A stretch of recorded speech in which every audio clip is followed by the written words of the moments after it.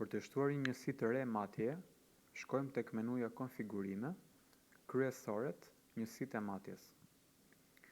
Klikojmë në butonin Shtoj një njësi të re matje. Tek fusha e njësisë vendoset emërtimi i njësisë matse, pra si duam që të na shfaqet, për shembull M3 për metër kub, dhe tek fusha e dytë vendoset kodi specifik që ka kjo njësi matse. Për shembull në këtë rast është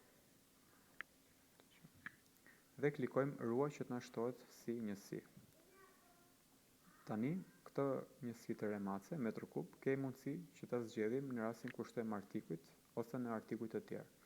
Në rast se duam që të bëjmë modifikime, klikojmë tek ikona e lapsit modifiko dhe kemi mundësi të ndryshojmë emërtimin e njësisë, pra si duam të na shfaqet, ose të ndryshojmë kodin, në rast se mund të kemi vendosur kodin gabim.